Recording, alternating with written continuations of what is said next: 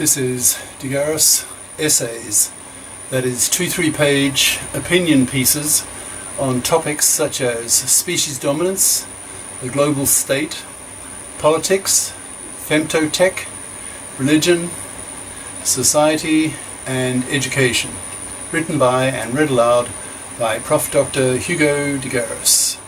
This is essay number 32, entitled Sageism, that is discrimination against intellectuals, that is sages, by Prof. Dr. Hugo de Garis. Email profhugodegaris@yahoo.com, website profhugodegaris.wordpress.com.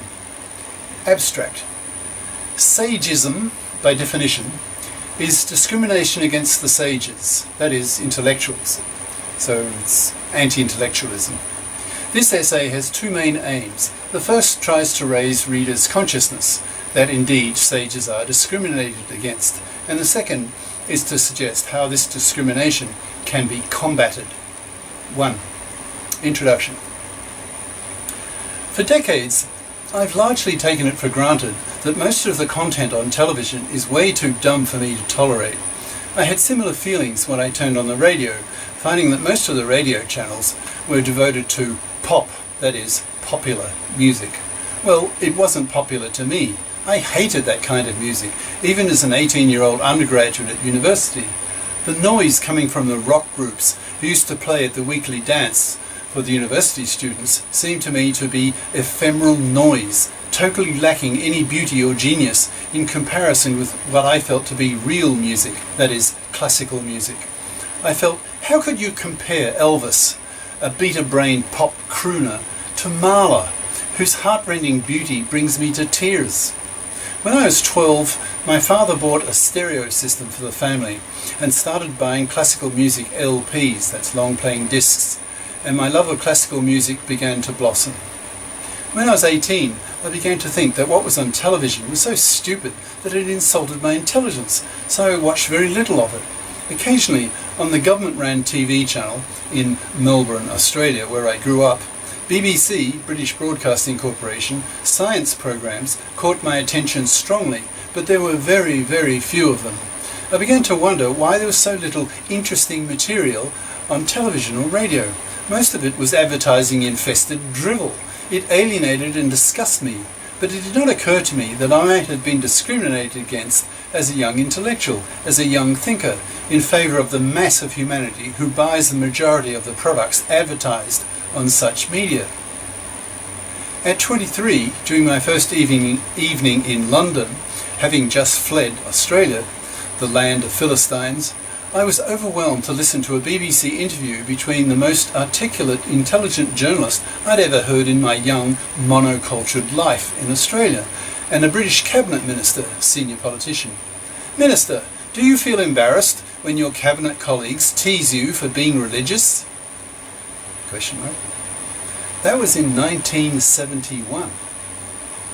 In the 1980s, having migrated to Brussels, capital of Europe, to enjoy the intellectual fruits of several superior cultures, not just Britain, which I felt to be rather insular-minded and conservative compared to the French and Germans, my French had improved enough, thanks to having a French-speaking second wife, that I could begin to profit from what I consider to be the best radio channel on the planet, namely France Culture. During that time, I became increasingly conscious of the aphorism, "En France, les intellectuels sont les dieux." In France, the intellectuals are gods. The attitudes towards intellectuals in France were obviously very different from what I was used to in Australia and much later in the US. Even Britain, where I'd lived 6 years, was not as supportive of its intellectuals as France. In France, the radio program France Culture, which in English is French culture, is aimed at the top 1% of the population in IQ terms. It's the radio channel of the intellectuals and almost unique on the planet. You can listen to it, for example, by using the app TuneIn on your iPad, which has links to thousands of radio channels from all over the world, and tapping on the Paris flag on the map of France, and then tapping on France Culture. I love this channel. When I listened to it, it made me ask, why don't other cultures treat their intellectuals like France? Why are intellectuals ignored and belittled in so many countries? Intellectuals are the most valuable portion of society. They are the genii, the creators and drivers of society. They invent the ideologies that inspire billions. They devise the transistor, the computer, and write the symphonies that can bring sensitive souls to tears. They are so valuable, they should be nurtured, fostered, and be made to feel they belong to society, not be discriminated against and belittled with labels such as elitist, nerd, egghead, geek, etc. Over the years, I began to feel that the intellectuals needed a liberation movement comparable to the US civil rights movement of the blacks in the 1960s, the feminist movement of women in the 1970s, and the anti-ageist movement of the aged in the 1980s. But I didn't feel a burning desire to fight discrimination against intellectuals, so I put my issue on my mental back burner until recently.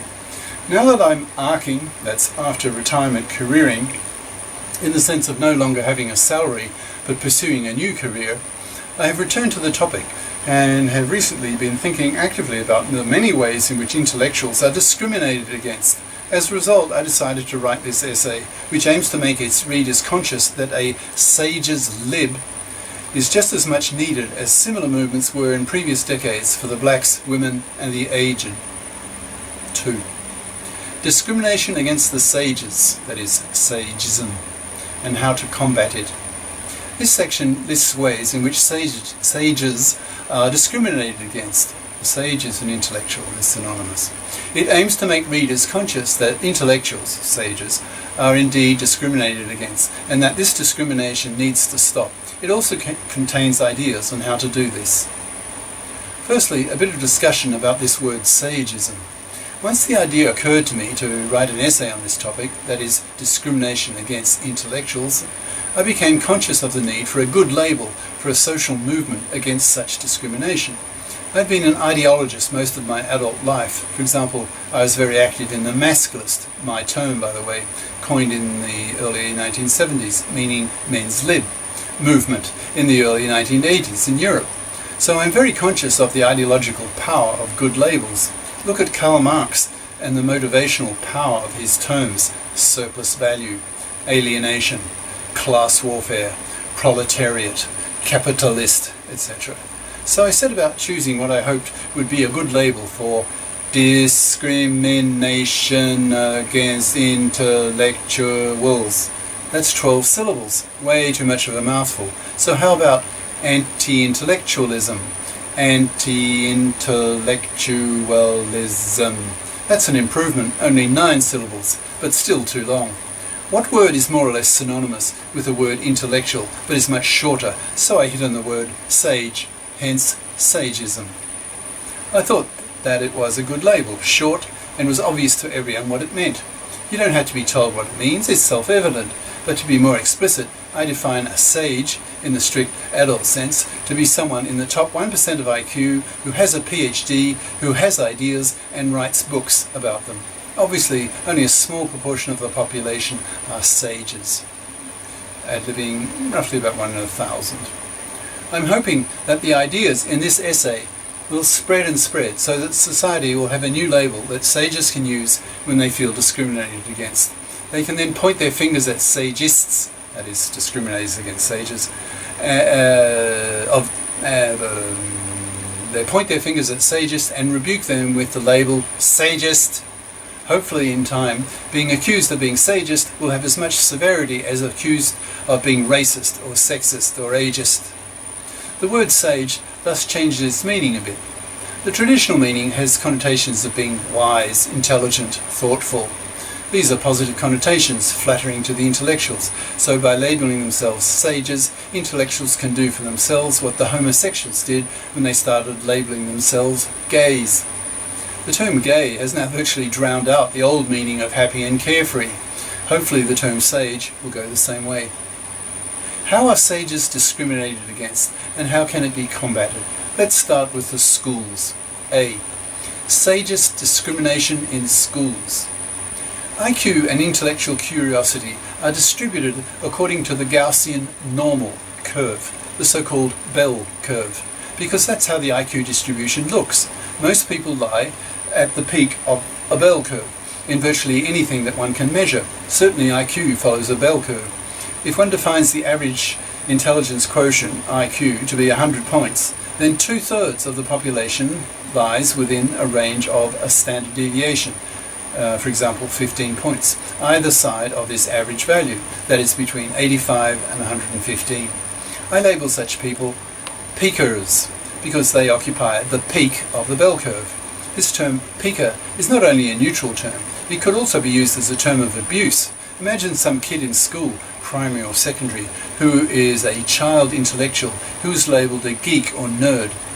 Such a child could then retaliate with the term peaker with its connotations of mediocrity, not intelligent, average Joe, etc. If the sage is even less intelligent than a peaker, then the young sage could hurl back the label sub, which by definition is someone whose intelligence is less than 85, that is, lying in the bottom sixth of the population. This label might become more damaging than the usual term moron, which strictly speaking is used for somebody whose IQ lies in the range 50 to 70, that is, the dumbest 1 in 50. But that label is exaggerated and hence has less impact because most people don't take it seriously.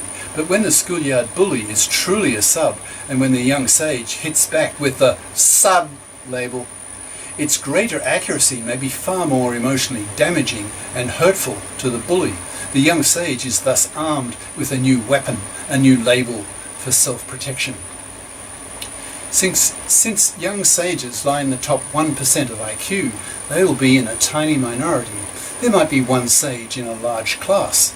These young sages will probably be bored by the interest of most of their classmates and feel alienated by the passions of the peakers, for example, being popular, drinking beer, playing sports, and prefer to go off on their own, pursuing their own intellectual interests, for example, reading science, programming computers, reading math or poetry books, etc. The peakers may then sense that these young sages don't like them, and perhaps feel that these young sages look down on them for being peakers, which is probably true. It is then understandable that a certain mutual hostility may grow between the sages and the peakers and the subs. Since the peakers, together with the subs, are in the vast majority, outnumbering the sages by 100 to 1, the peakers may feel that they can essentially ignore the feelings and interests of the sages and dismiss them. To peakers, sages are ignorable. They don't matter. There's so few of them. But for the sages, to be labelled egghead, geek, nerd, etc., is just as wounding, and as for a black to be labelled nigger, coon, darky, etc. The blacks have successfully fought against such discrimination and labelling, and to such an extent that most Americans, for example, don't dare use the word nigger. A similar story exists for women. Women used to be labelled chicks, broads, etc., but fought against it with the women's lib movement, so that now sexism on the part of men will only be met with real anger on the part of women. In short, terms like nigger and chick, etc., have pretty well dropped out of the English vocabulary. They are seen today as very uncool. Unfortunately, the same is not yet true for sageist labels. What is needed is a sage's lib movement that can combat them. As a result of being labelled an egghead, geek, nerd, etc., these young sages suffer emotional rejection at school and learn to close into themselves to stay sane. They often have few friends for sheer statistical reasons. They are 1 in 100, so the next brightest in the class may be quite a bit dumber. As a result of their social withdrawal and not feeling that they are understood by the peakers, their social skills are not developed. They associate social interaction with emotional rejection and psychological pain. After a while, they give up mixing with the crowd, the peakers, the popular people. They become nerds, defined in the dictionary to be intelligent but single-minded people obsessed with a non-social hobby or pursuit, for example, computer nerds, and geeks, defined to be peculiar or otherwise dislikable people, especially those who are perceived to be overly intellectual. Overly? ? Says who? Peakers? If your passion is ideas, or working through beautiful and powerful mathematical proofs, or feeling the awe of the size of the universe, or grappling with the tough philosophical questions of human existence, who is to say that such intellectual passion is unacceptable? It is this attitude of the Pikas that so alienates the sages. To the young sages, discovering the power and beauty of science, math, computing, literature, etc. is something that should be fostered, encouraged and stimulated, not dismissed in a negative tone as being too intellectual for the Pika majority. Sages can't help being sages. Pikas and subs can't help being Pikas and subs. Intelligence has one of the highest heritabilities, estimated to lie between 60% and 80%. Therefore, one is mostly born a sage, just as much as one is born a Pika. Both can't help it. It makes as little sense for a Pika to label a sage a geek as it is for a sage to label a Pika. Both need to accept each other's abilities and learn to live with each other. That living together might take the practical form of mutual avoidance, but that's better than the current situation where typically Pikas reject and abuse sages and where the sages don't fight back. To fight back, the sages need labels as well as a new anti-discriminatory consciousness, and that is one of the aims of this essay. To coin labels that the sages can hurl back at the discriminating Pikas and to foster an attitude in society that trashing sages is morally unacceptable. In one sense, the sages have the advantage. They may be in a tiny minority, but they're more intelligent, so can use their greater wit, vocabulary and biting sarcasm to crush the egos of rejecting Pikas. If they do this effectively enough, and with generally accepted labels, then the Pikas may learn to fear the sages and stay away from them, or at least stay away from the fear of being labelled sageists. The sages can also help themselves. They can form support groups within schools by forming sages groups that consist of the brightest members of the school, who are invited to join these groups by older members. Since only the top 1 or 2% of the school can become members of such groups, they will have tremendous prestige, so that being a member of the school's sages will give young members a real ego boost. Within such groups, intellectualism will be fostered, strengthened, nurtured to counter the anti-intellectualism of the Pikas. Such pro-intellectualism will have a powerful effect on the psychological well-being of the young sages. At my school in Melbourne, Australia, the heroes were the jocks, that is, the sporty types, who were successful in winning sporting events against other schools. The intellectual minority were largely ignored. There was certainly no sages group, so the handful of intellectuals at the school were simply dismissed, or worse, discriminated against simply because they were intellectuals, sages. I hated this.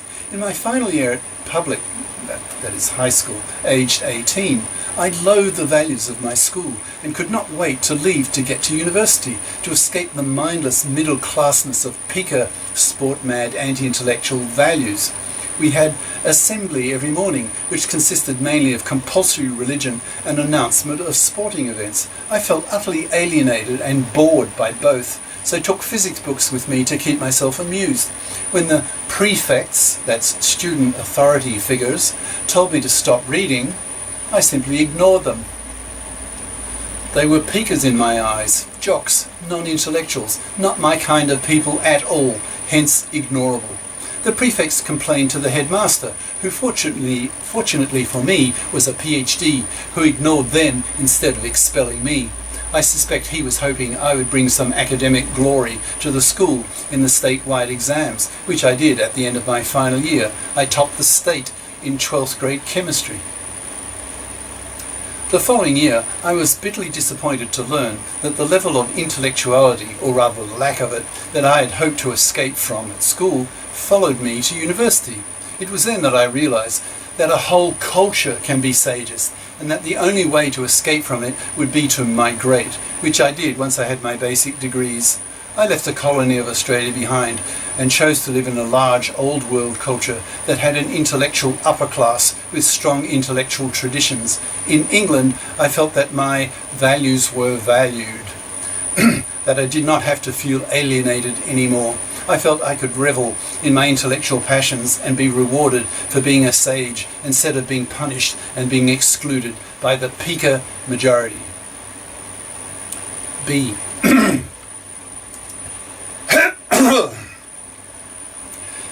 Sageist discrimination by the media. The US is different from most countries in the sense that its media is almost exclusively owned by corporations. Most European countries, for example, have a mix of media, commercial and government. The commercial TV channels, for example, make money by advertising. The more popular their programs are, the higher the advertising fees that these commercial TV channels can charge, because the advertisers know that more people are watching and therefore exposed to their ads. But since these TV programs are broadcast, that is sent out to a broad public, with the same programs for everyone, the sages are ignored because they are such a tiny minority. The content of these popular programs is aimed at the intellectual level of the peakers. This alienates, bores and disgusts the sages, who then simply do not watch much US television. They feel that US TV insults their intelligence. As a result of this, the sages rarely appear on US TV compared to Europe. So US peakers do not get much in the way of intellectual content.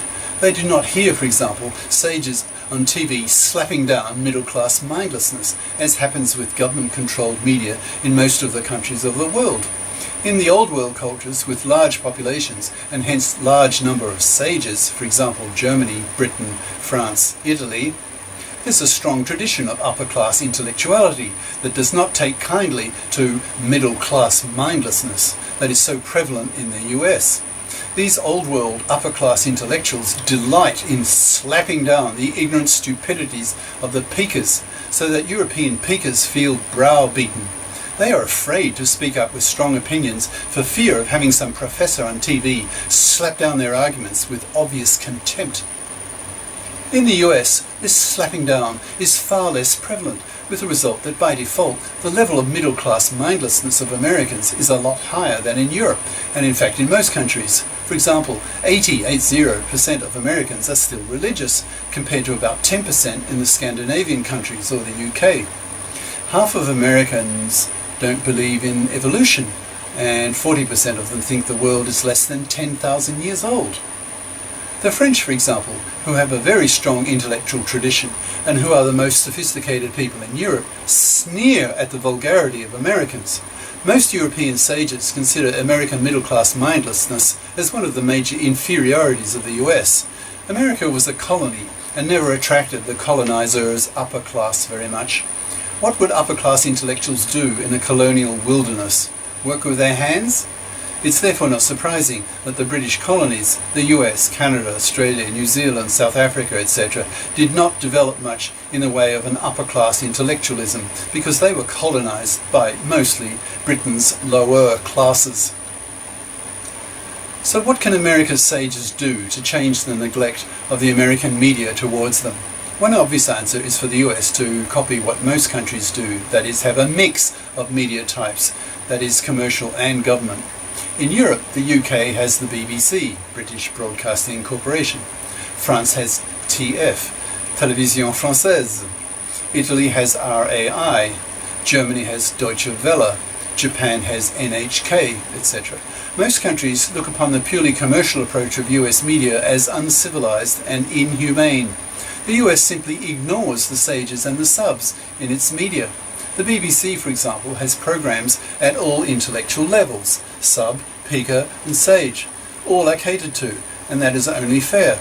The BBC and other European countries' media feel the moral obligation to cater to all intellectual levels. But in the US, the sages and subs are tossed on the trash heap because they don't have enough ad-driven purchasing power due to their smaller numbers relative to the huge majority of the peakers, the ad mass. As the world shrinks and people travel more, for example, 500 million people a year travel internationally, the multis, that's multicultural people, look down upon the ignorant limitations and inferiorities of the monos, that is, monocultured people. The multis, by definition, have lived in several cultures and inevitably culture bash those customs they see as greatly inferior to others that they have experienced in other countries. American sages, who are also multis, can organize politically and put moral pressure on the American public and American politicians to create a media that caters to them. That is, a government-controlled and financed media based on the European model. They can get angry that US society ignores sages. They can get militant. They can form organizations at local, state and federal level to push the cause of the sages. American sages can also help themselves. As they become more multi, they can switch their nationalist self-image away from being mono-Americans to being more globans, that is, global citizens, and use other cultures to help nurture their intellectuality that the US fails to do. For example, they could use the internet to listen to and to watch programs created specifically for sages. The best example I know of is the French radio program I mentioned above, namely France Culture. It will not be without some effort, however, since the French spoken is highly intellectual, that is, with complex syntax and with a rich vocabulary. But the effort would be worth it, because the reward is great. American sages, starved of intellectually oriented media, would be able to identify partially with French culture and then become much more conscious how sagist American society is. France's top newspaper, Le Monde, which means the world, is another example of how French culture nurtures its sages. The intellectual level of Le Monde is way above that of the New York Times or the Herald Tribune. France reveres its sages. America ignores its sages. France is a civilized country. America is not. Another way to avoid the lack of intellectual content on US media is simply to ignore it by using the new capabilities of the internet. In my own case, for example, I hardly watch any television from any country because I've discovered the enormous intellectual wealth of YouTube. It's full of documentaries of high quality from around the world and many university lectures. Increasingly, professors are putting their lectures on YouTube so that sages all over the world, so long as they can understand English and other major languages, can watch them and learn from them. In my own case, I have now started to record PhD level lectures that I give myself in my own living room in pure math and math physics using my camcorder and in putting them on the web for the world's math/physics sages to learn from, if they want. The internet has liberated me, I feel. I can watch educational documentaries and university lectures to my heart's content, and I do. I no longer feel anywhere near as intellectually alienated as before. I'm hugely more educated than even a year ago, thanks to the many high-quality videos on the web, mostly on YouTube. Unfortunately, in the country where I live, China, the government has blocked access to it, so Chinese people who don't know how to use a proxy server, that's like a VPN, virtual private network, proxy server cannot be educated by it, but most of the world can. 90% of people who live outside China live in democracies, so provided they make the effort to get fluent in listening to English, they can educate themselves on the internet. C. Sageist discrimination by the peakers. It's just a statistical fact, due to the bell curve, that peakers, plus subs, outnumber sages by about 100 to 1. Thus, in practice, if the peakers simply ignore the needs of the sages, they feel that only about 1% of the population will suffer. This is a common attitude of peakers. They look upon the sages as a tiny minority, like gays or lesbians, and hence ignore their special problems and needs. So it is the task of the sages themselves to make society conscious of the problems that sages have in today's world. The sages need to organize politically, at national level and at grassroots level. They need propaganda that they can use to combat sageism. I hope I have made a contribution in this essay towards this end by having coined such terms as sageist, peaker, sub, sageism, etc. Sages need to help themselves by pushing for national media that has a sage component. They need to create sage institutions at grassroots levels, for example at schools and universities. Most of all, they need to combat the sageism of the peakers. This can be done in two major ways, namely by using the carrot and the stick. The sages can appeal to the feelings of the peakers by saying such things, "How would you like to be called geek, nerd, egghead, etc., as though they are terms of abuse? How do you like being called peaker, dummy, etc., as though they are terms of abuse? Live and let live. People's tastes and abilities differ, so if you don't like the values of the sages, then at least ignore them, rather than abuse them. If you abuse them, the sages, now armed with a new vernacular and consciousness, may come back at you with a greater level of ego-crushing vitriol than you can muster. After all, they're a lot smarter than you. They're sages. Learn to accept the existence of sages. They can't help being sages, just as you can't help being peakers. You have the advantage of being in the majority, so don't use the tyranny of the majority to make the lives of sages a misery. If you're a peaker and you care about the quality of life of your country as well as its international reputation,